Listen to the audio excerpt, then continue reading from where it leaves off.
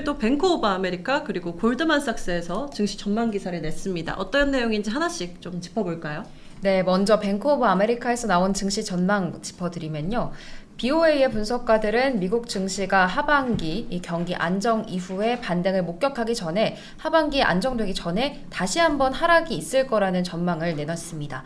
마이클 하트넷이 이끄는 분석가들은 투자자들이 S&P 500 지수가 17% 정도 상승해서 4,200포인트를 달성하기 전에 그 전에 10% 정도 하락한 3,600포인트를 기록할 거라고 포지션을 잡고 있다. 이런 분석을 내놨고요. 경기와 수익이 침체된 시기에 트레이딩하는 건 인내심이 필요한 일이다. 라고 전하면서 페인 트레이드는 연준의 금리 인상 기조와 기조와 변화, 또 수익률, 신용 스프레드가 골디락스에 대한 정점의 신호를 줄 때까지 지속될 거다. 이렇게 전망했습니다. 네, 일단은 상반기에 좀 저점을 다시 찍고 하반기에 오를 거다라는 전망과는 이제 맥락을 같이 하는 것 같은데 한 10% 정도 더 빠질 수 있다 이런 이야기인데요. 이럴 가능성도 충분히 뭐 있다고 보시나요? 있죠. 그리고 실제로 또 일부 IB들은 3,000까지도 보고 있잖아요. 네. 그럼 지금 이제 4,000 거의 다 왔는데 3,000이면 25% 하방이에요. 엄청나죠. 엄청나게 네. 큰 숫자입니다. 그러면 실제로 지난 시간에도 제가 출연했을 때 말씀드렸지만 상반기에 그만큼 10% 이상 하락했다가 하반기에 10% 지금 빠진 10%를 회복하려면 몇 퍼센트가 올라야 되는지 더 많이 올라야죠. 아세요? 네. 그렇죠. 11%가 올라야 돼요. 네. 그러면 산술적으로 또 그 확률적으로 쉽지 않은 숫자거든요. 그런 측면에서 단순히 지금 연초에 어떤 랠리 모습을 보이니까 가지야를 외치시는 분들이 있는데 그것보다는 실적과 가이던스 확인하시면서 조금 더 차분하게 대응을 하셨으면 좋겠습니다. 늘 말씀드리지만 계좌에 돈이 있으면 손이 근질근질하거든요. 가장 참으셔야 최근에 나오셨을 때는 은행으로 네, 가라고 하셨잖아요. 은행으로 가라고 저번에 말씀드렸는데 네, 키움 은행 네. 전문가. 지금 은행 금리가 오히려 지금 낮아지고 있어서 그러니까요. 오히려 또 은행에 가기가 못한 상황이 됐어요. 그러니까 또 그런 상황에서 주가가 거의 2주 동안 지수가 많이 오르다 보니까 역시 그래도 주식시장인가? 이런 생각을 하실 수가 있습니다. 하지만 조금 견뎌주셨으면 좋겠어요. 지금 이게 너무 빨리빨리 모멘텀에 반응하시지 말고요. 네. 조금 더 실적과 전망을 따라서 움직여 주셨으면 하는 바람이 있습니다. 네, 말씀해 주셨다시피 올해 어제까지 또 유럽 증시가 사실 굉장히 큰 폭으로 오르기도 했고 증시 흐름이 또 좋기 때문에 네. 우리 투자자분들 손이 좀 근질거리는 그런 구간을 거치고 있지 않나 네. 싶은데요. 댓글에서도 침착하게가 안 된다라고 가자 자꾸 이렇게 하시는데 그게 됐으면 안 물렸을 네, 거예요. 네. 그러니까요. 일단 이 기사 계속 이야기 전해드리면요. 올해 초 글로벌 증시가 중국의 리오프닝 또 인플레이션의 완화, 중앙은행의 긴축이 덜 공격적일 거다. 이런 여러 가지 기대감들이 겹치면서 상승하는 흐름을 보여줬습니다. 하지만 BOA 분석가들은 미국보다는 유럽과 아시아 주식 쪽을 더 선호한다고 전했는데요. 최근 유럽 증시가 미국보다 더 좋은 성과를 내고 있는 것에 대해서 이제 새로운 국면에 돌입한 거다. 이런 설명을 내놨고요. 중국 주식에도 주목을 했는데 아직 중국 증시 상승 여력 더 많다. 이렇게 평가를 해줬습니다. 사실 이 내용만 봐도 그렇고 최근의 흐름만 봐도 작년이랑은 완전 좀 상반된 분위기가 아닌가 네. 싶어요. 아무래도 아시아 증시에 대한 관심이 조금 더 높아질 것으로 보이고요. 그 선봉에는 아무래도 이제 중국이 네. 있다고 보시면 되겠습니다. 대신에 중국은 이제 춘절 연휴가 시작이 될 건데 춘절 연휴 이후에 코로나19의 확산세를 한번 체크를 해보고 살펴봐야 할 것 같아요. 이건 지금 다 열어놓은 상태라 얼마나 이 확산세가 더 커질지 알 수 네. 없는 상황이거든요. 네. 그러면 아무래도 주식시장에서는 차익 실현 매물이 많이 출회될 가능성이 있기 때문에 그런 부분을 좀 염두에 두시면 좋겠고요. 일본 증시도 사실 흐름이 괜찮았다가 이제 엔고 이야기가 나오면서 통화 정책에 대한 변화가 감지되면서 지금 오늘도 1% 넘게 하락하는 양상 나타냈습니다. 아시아 증시 다 올랐는데 일본 혼자 내렸거든요. 그래서 일본 증시도 사실 근데 국내 투자자분들 일본 증시에 별로 관심이 없어요. 그렇죠. 맞아요. 네, 전통적으로 그럴 수밖에 없는 상황이긴 하지만 하지만 엔화에 대해서는 조금 관심 갖고 전에도 출연할 때마다 말씀드렸는데 엔화 가치가 상대적으로 지금 저평가되어 있다는 점은 확실하기 때문에 그 부분을 투자 포인트로 활용하시는 건 나쁘지 않다 생각이 듭니다. 네. 계속해서 여기서 지금 인플레에 대한 이야기도 짧게 있는데요. 어떤 내용인지 살펴볼까요? 네, 지금 블룸버그에서 인플레이션에 대한 바클레이즈 평가를 하나 더 실어줬는데요. 바클레이즈의 분석가는 이제 제조업뿐만이 아니라 서비스업에서도 물가 상승 압력이 완화되고 있는 징후들이 여러 가지로 나타나고 있고 고용 시장에도 약간의 균열이 생기고 있다. 이런 이야기를 함께 실어줬습니다. 네, 어제 이제 사실 CPI 확인을 했고 인플레 예상치에 부합하는 상황을 봤는데 CPI를 통해서 또 향후 금리 인상의 경로를 추측해 볼 수 있겠고 네. 고용이 더 중요하다 이런 이야기도 많이 나오고 있는데요. 전반적인 상황에 대해서 좀 분위기가 바뀌었다라고 봐도 될까요? 그렇게 보기엔 좀 이르지 않나 싶어요. 아직은? 그러니까 제가 좀 보수적으로 말씀을 드리는 경향이 있어요. 네. 지난 시간에도 그렇고 이번 시간에도 그렇고 그리고 제가 출연하면 그날 주식시가 빠지더라고요. 그래서 저는 좀 보수적으로 말씀드리는 게 오히려 더 그날 분위기가 맞는 것 네. 같기도 해요.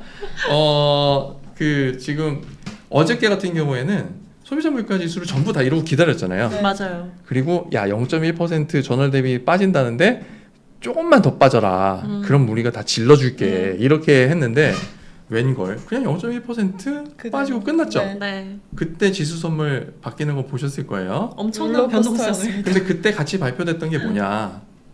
주간 신규 수당 청구 건수하고 연속 실업 수당 청구 건수가 나왔는데 얘가 웬걸 더 줄었잖아요. 네. 그 얘기는 고용이 좋다는 얘기고, 야 소비자 물가 지수 많이 안 그래 내리긴 했는데 생각보다 안 내렸어. 근데 고용은 생각보다 많이 좋아.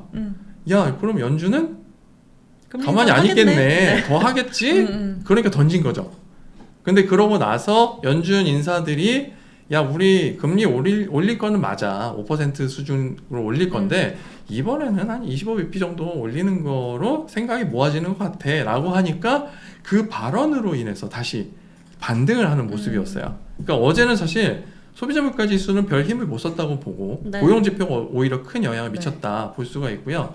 이미 선반영이 된 거죠. 연초부터 지금 랠리를 보였는데 소비자 물가 지수에 대한 기대감이 다 반영이 된 거고, 그런 차원에서 보면 오늘도 그래서 포인트가 어닝 시즌이 시작이 되고 금융주들의 실적이 생각보다는 좋았으면 좋겠는데 좋지는 않을 것 같다라고 생각을 했는데 역시나 지금 지수는 빠지고 있잖아요. 네. 근데 10시에 발표되는 소비자 심리 지수하고 그리고 기대 인플레이션이 또 예상보다 낮게 나온다면, 그러니까 오히려 기대보다 이제 호의적으로 나온다면 방향성을 틀 수 있을 가능성이 있겠다. 내용은 미나리를 통해서 확인하시면 될 거고요. 네. 그런 측면에서 오늘의 키는 이제 실적 발표는 일단 끝났고 이제 장중에 발표되는 경기 지표를 집중해서 보시면 좋겠다 생각이 됩니다. 네. 그리고 은행주가 오늘 실적 발표를 했는데 지금 유일하게 상승하는 종목이 하나 있습니다. 시티가 유일하게 상승 전환을 좀 해줬거든요. 체크해 보시면 좋을 것 같고 여전히 웰스파고는 4% 가까이 빠지면서 전반적으로 하락세를 유지를 해가는 상황입니다. 선물 시장도 여전히 하락세를 유지를 하고 있고요. 네. 그리고 계속해서 골드만삭스도 증시 전망 기사를 하나 냈는데 어떻게 나왔나요? 네, 골드만에서는 올해 미국 경기 침체 국면에 접어들더라도 투자자들이 증시로 긍정적인 수익을 창출할 수 있을 거다. 좀 긍정적인 이야기의 전망 기사를 하나 내줬습니다.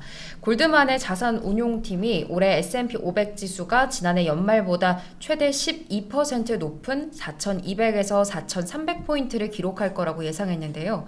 미국 경기가 침체에 빠질 가능성은 45%에서 55% 정도지만 이 침체가 온다 하더라도 약한 침체 정도가 될 거다. 이런 분석이었습니다. 그리고 올해 주식이 하락을 해도 연말 전에는 회복할 수 있을 거라고 봤고 역사적으로 경기 침체가 끝나기 3개월 전에 주식은 보통 바닥을 찍는 경향이 있었다는 점을 함께 설명을 해줬습니다. 이 CFO는 보고서를 통해서 불황의 모든 경로가 올해 말까지 주식시장 손실로 다 이어지는 건 아니다 라고 이야기를 해줬고 올해 미국 주식의 긍정적인 수익률이 오히려 불황을 넘어설 거라고 전망을 해줬습니다. 그리고 투자자들이 투자를 유지하고 심지어 주식에 대해서 비중을 더 늘릴 필요도 있다고 전해줬는데요. 주가가 빠지면 그때 더 매수할 필요가 있다는 이야기였습니다. 새해 들어서 정말 좀 전망들도 긍정적으로 나오고 있다라는 생각이 좀 들고 네. 앞서서 뱅크 오브 아메리카도 증시 전망을 통해서 4,200포인트를 네. 이제 고점으로 봤는데 올해 계속 4,200에서 4,300 부근까지 올라갈 수 있다라는 전망들이 네. 나오네요. 그러니까 지금 4천선이 다 왔잖아요. 네. 네. 그럼 올라갈 폭이 얼마 안 돼요. 200에서 그렇죠. 300?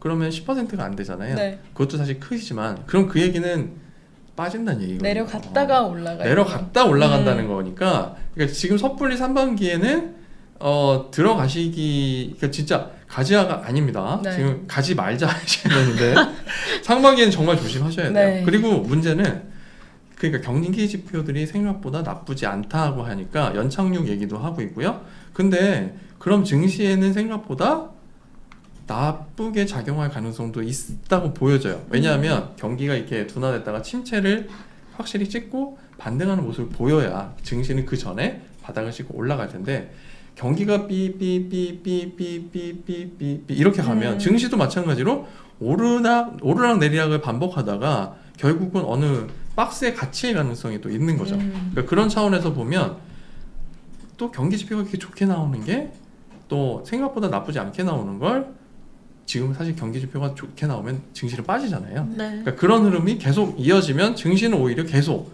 꼭 인버스 레버리지 ETF 보는 것처럼 좋아도 빠지고 나빠도 빠지고 네. 그럴 가능성도 있어요. 그러니까 되게 불확실성이 계속 되고 있다는 건 꼭 기억해 주셨으면 좋겠습니다.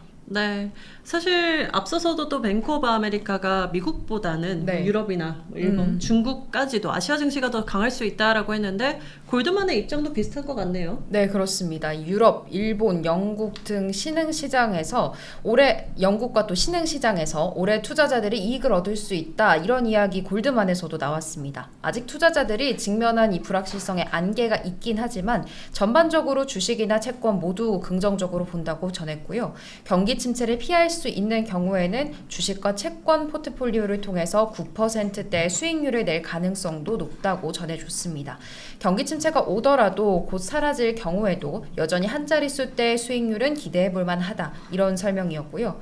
최악의 시나리오로 경기 침체가 오래 지속이 된 경우에는 포트폴리오 한 자릿수 초반의 손실을 초래할 수 있을 거다. 이렇게 전망을 내놨습니다. 네, 좀 마지막은 좀 너무 무책임하지 않나라는 생각이. 거의 모든 전망을 다 내놓고 오를 수도 있고 조금 오를 수도 네. 있고 조금 빠질 수도 있다. 네. 뭐 이렇게. 골드만이죠? 네. 골드만이에요.